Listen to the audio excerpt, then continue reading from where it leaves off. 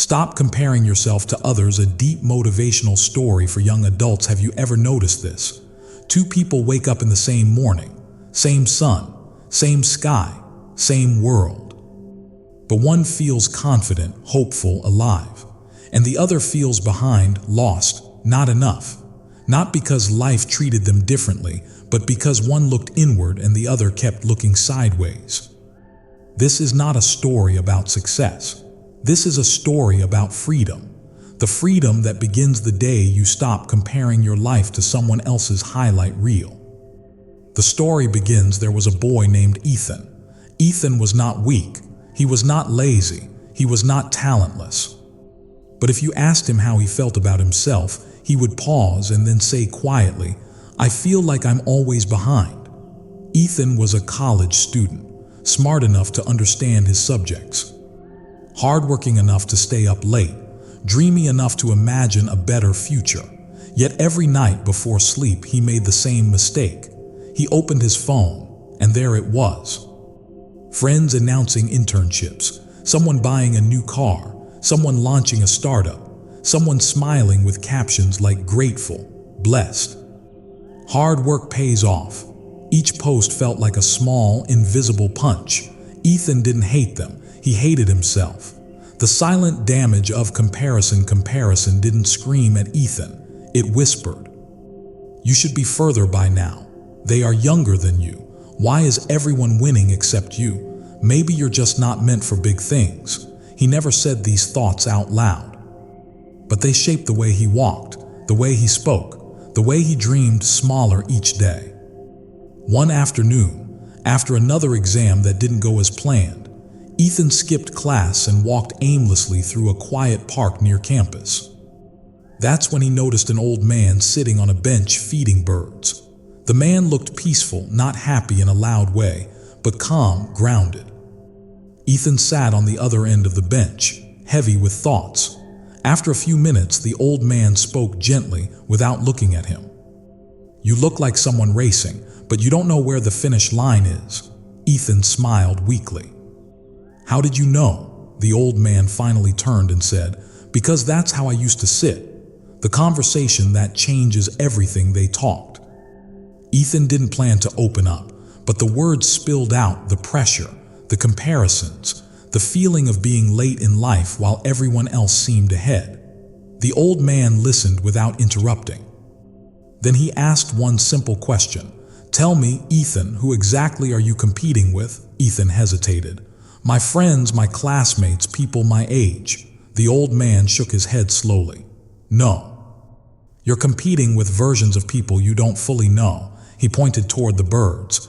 "Do you see that one struggling to eat?" "Yes," Ethan said. "And do you see the others flying freely?" "Yes."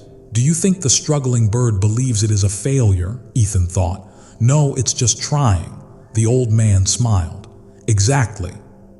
Only humans turn someone else's chapter into proof that their own story is wrong." The truth about timing. The old man continued. "Let me tell you something schools never teach. Life does not run on a single timeline." He leaned back. "Some people succeed early and burn out early. Some struggle for years and bloom later. Some win quietly. Some lose loudly. Some take detours that save them from disasters they'll never know they avoided." Then he looked directly at Ethan. "You are not behind. You are on your own road." That sentence stayed in the air. Ethan felt something shift, not happiness, but relief. "But what if I never catch up?" Ethan asked. The old man replied calmly, "You don't catch up in life. You arrive when you stop running someone else's race." The cost of comparison. The old man's voice grew deeper. Comparison doesn't just steal joy, it steals clarity, it steals confidence. It steals energy. When you compare, you stop asking, "What do I need today?" and start asking, "Why am I not like them?" And that question has no healthy answer. Ethan realized something painful. He had been working hard but never feeling proud, always measuring, always judging. Even his progress felt invisible because someone else was always ahead. The turning point. Before leaving, the old man said one last thing. "Tonight, don't scroll. Write what? Write the life you want without checking who already has it. That night, Ethan did something different.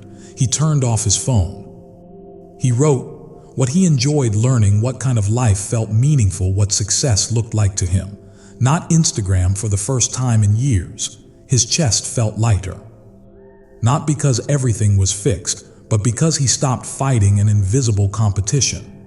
The change, slow but real. Weeks passed. Ethan still saw successful people. But now, instead of shrinking, he said silently, "That's their path, this is mine."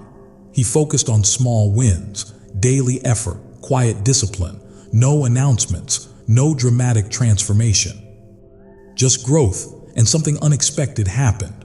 Confidence returned, not loud, not arrogant, but steady. The deep life lesson here is the truth most people realize too late. Backhand index pointing right. The moment you stop comparing, you start living. Comparison makes you rush. Purpose makes you patient. Comparison asks, am I ahead of them? Purpose asks, am I becoming better than yesterday? And those two questions lead to completely different lives. Memorable ending. Years later, Ethan passed the same park. The bench was empty, but the lesson remained. You don't lose in life because someone else is ahead.